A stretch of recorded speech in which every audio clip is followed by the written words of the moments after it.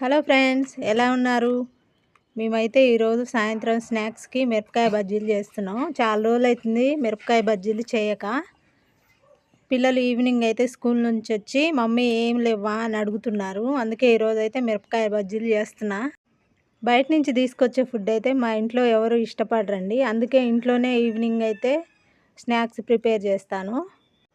బజ్జీలకి బయట ఏ oil use చేస్తారో తెలియదు కదండి, అందుకే ఇంట్లో ప్రిపేర్ చేస్తాను.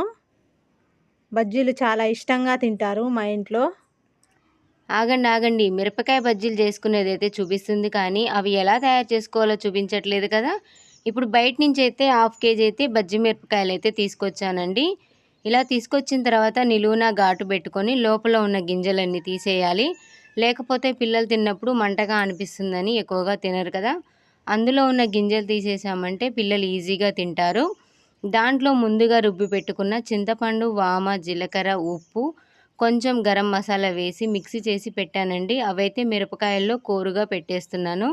ఇప్పుడైతే శనగపిండిని అయితే జల్లెడించుకుంటున్నానండి, ఉండలు లేకుండా.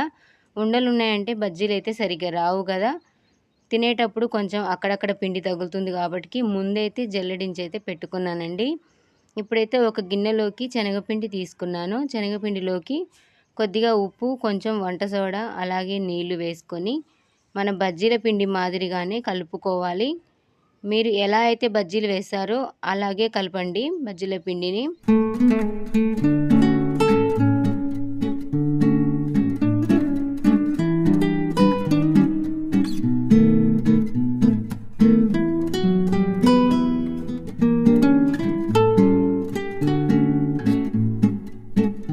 మనం ముందుగా రెడీ చేసి పెట్టుకున్న మిరపకాయలని అయితే ఒక్కొక్కటిగా తీసుకొని ఇలా పిండిలో ముంచుకోవాలండి. మిరపకాయకి అయితే పిండి పట్టిన తర్వాత ఒక సైడ్ నుంచి అయితే పిండి తీసేసి నూనెలో వదులుకోవాలి.